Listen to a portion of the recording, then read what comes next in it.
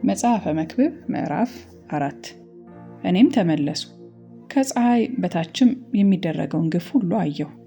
እነሆም የተገፉት ሰዎች እንባ ነበረ፣ የሚያጽናናቸውም አልነበረም። በሚገፏቸው እጅ ኃይል ነበረ፣ እነርሱን ግን የሚያጽናናቸው አልነበረም። እኔም እስከ ዛሬ በሕይወት ካሉት ይልቅ በቀድሞ ዘመን የሞቱትን አመሰገንኩ። ከእነዚህም ከሁለቱ ይልቅ ገና ያልተወለደው ከፀሐይም በታች የሚደረገውን ግፍ ያላየው ይሻላል። ደግሞም የሰውን ድካምና የብልሃት ሥራውን ሁሉ ተመለከትኩ። በባልንጀራውም ዘንድ ቅናት እንዲያስነሳ አየሁ። ይህም ደግሞ ከንቱ ንፋስንም እንደመከተል ነው። ሰነፍ እጆቹን ኮርትሞ ይቀመጣል፣ የገዛ ሥጋውንም ይበላል። በድካምና ንፋስን በመከተል ከሁለት እጅ ሙሉ ይልቅ አንድ እጅ ሙሉ በእረፍት ይሻላል። እኔም ተመለስኩ፣ ከፀሐይ በታችም ከንቱን ነገር አየሁ። አንድ ሰው ብቻውን አለ፣ ሁለተኛም የለውም፣ ልጅም ሆነ ወንድምም የለውም። ለድካሙ ግን መጨረሻ የለውም፣ ዓይኖቹም ከባለጠግነት አይጠግቡም። ለማን እደክማለሁ? ሰውነቴንስ መልካሙን ነገር ለምን ነፍጋታለሁ? ይላል። ይህም ደግሞ ከንቱ ነገር ክፉም ጥረት ነው። ድካማቸው መልካም ዋጋ አለውና አንድ ብቻ ከመሆን ሁለት መሆን ይሻላል። ቢወድቁ አንዱ ሁለተኛውን ያነሳዋልና፣ አንዱ ብቻውን ሆኖ በወደቀ ጊዜ ግን የሚያነሳው ሁለተኛ የለውምና ወዮለት። ሁለቱም በአንድነት ቢተኙ ይሞቃቸዋል፣ አንድ ብቻውን ግን እንዴት ይሞቀዋል? አንዱም አንዱን ቢያሸንፍ ሁለቱ በፊቱ ይቆማሉ። በሦስትም የተገመደ ገመድ ፈጥኖ አይበጠስም። ድሃና ጠቢብ ብላቴና ተግሣጽን መቀበል ከእንግዲህ ወዲህ ከማያውቅ ከሰነፍ ሽማግሌ ንጉሥ ይሻላል።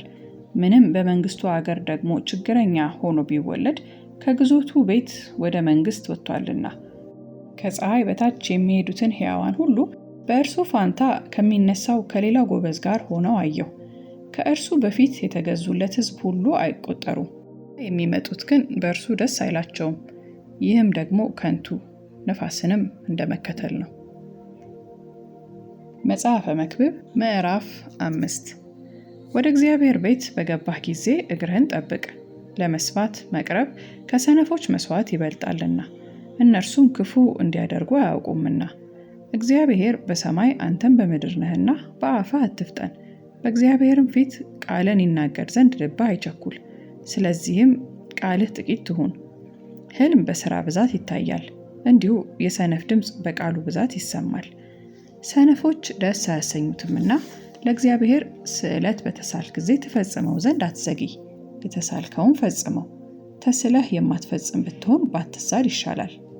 ሥጋህን በኃጢአት እንዳያስተው ለአፍህ አርነት አትስጥ።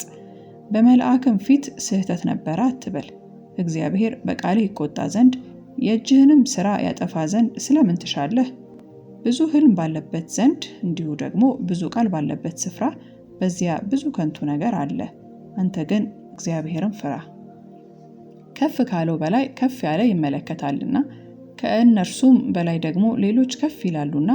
በአገሩ ድሆች ሲገፉ ፍርድና ጽድቅም ሲነጠቅ ባየህ ጊዜ በዚህ ነገር አታድንቅ። በጠቅላላው ግን የአገሩ ጥቅም እርሻን የሚወድ ንጉሥ ቢኖር ነው።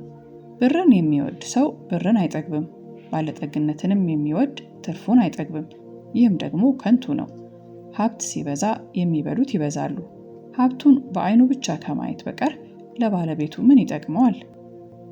እጅግ ወይም ጥቂት ቢበላ የሰራተኛ እንቅልፍ ጣፋጭ ነው፣ የባለጠጋ ጥጋብ ግን እንቅልፍን ይከለክለዋል። ከፀሐይም በታች የሚያሳዝን ክፉ ነገር አየሁ። ለመከራው በባለቤቱ ዘንድ የተቆጠበች ባለጠግነት ናት። ያችን ባለጠግነት በክፉ ነገር ትጠፋለች። ልጅንም ቢወልድ በእጁ ምንም የለውም። ከእናቱ ሆድ ራቁቱን እንደመጣ እንዲሁ እንደመጣ ይመለሳል። ከጥረቱም በእጁ ሊወስድ የሚችለው ምንም አያገኝም። ይህም ደግሞ የሚያሳዝን ክፉ ነገር ነው። እንደመጣ እንዲሁ ይሄዳል። ድካሙም ለነፋስ ከሆነ ጥቅሙ ምንድን ነው? ዘመኑን ሁሉ በጨለማ በሐዘን በብስጭት በደዌና በቁጣ ነው። እነሆ እኔ ያየሁት መልካምና የተዋበ ነገር ሰው እግዚአብሔር በሰጠው በሕይወቱ ዘመን ሁሉ ይበላና ይጠጣ ዘንድ ከፀሐይ በታችም በሚደክምበት ድካም ሁሉ ደስ ይለው ዘንድ ነው። ይህ እድል ፈንታው ነውና። እግዚአብሔር ለሰው ሁሉ ባለጠግነትንና ሀብትን መስጠቱ ከእርሷም ይበላ እድል ፈንታውም ይወስድ ዘንድ በመልካሙም ደስ ይለው ዘንድ ማሰልጠኑ ይህ እግዚአብሔር ስጦታ ነው። እግዚአብሔር በልቡ ደስታን ስለሰጠው እርሱ የሕይወቱን ዘመን እጅግ አያስብም። መጽሐፈ መክብብ ምዕራፍ 6 ከፀሐይ በታች ያየሁት ክፉ ነገር አለ፣ እርሱም በሰው ላይ እጅግ የከበደ ነው። እግዚአብሔር ለሰው ሀብትን፣ ጥሪትን፣ ክብርንም ሰጠው፣ ከወደደውም ሁሉ ለነፍሱ አልጎደለውም። ነገር ግን ሌላ ሰው ይበላዋል እንጂ ከእርሱ ይበላ ዘንድ እግዚአብሔር አላሰለጠነውም። ይህም ከንቱና ክፉ ደዌ ነው። ሰው 100 ልጆች ቢወልድ እጅግም ዘመን በሕይወት ቢኖር ዕድሜውም እጅግ ዓመት ቢሆን ነፍሱም መልካምን ባትጠግብ መቃብርንም ባያገኝ እኔ ስለ እርሱ ከእርሱ ይልቅ ጭንጋፍ ይሻላል አልኩ። በከንቱ መጥቷል፣ በጨለማም ይሄዳል፣ ስሙም በጨለማ ይሸፈናል። ደግሞም ፀሐይን አላየውም አላወቀውምም። ለዚህም ከዚያ ይልቅ እረፍት አለው። 1000 ዓመት 2 ጊዜ በሕይወት ቢኖር መልካምንም ባያይ ሁሉ ወደ አንድ ስፍራ የሚሄድ አይደለምን? የሰው ድካም ሁሉ ለአፉ ነው፣ ነፍሱ ግን አትጠግብም። ከሰነፍ ይልቅ ለጥበበኛ ጥቅም ምንድን ነው? በሕያዋን ፊትስ መሄድ ለሚያውቅ ለድሃ ጥቅሙ ምንድን ነው? በዓይን ማየት በነፍስ ከመቅበዝበዝ ይሻላል። ይህም ደግሞ ከንቱ ነፋስንም እንደመከተል ነው። የሆነው ስሙ አስቀድሞ ተጠራ፣ ሰውም እንደሆነ ታወቀ። ከእርሱ ከሚበረታው ጋር ይፋረድ ዘንድ አይችልም።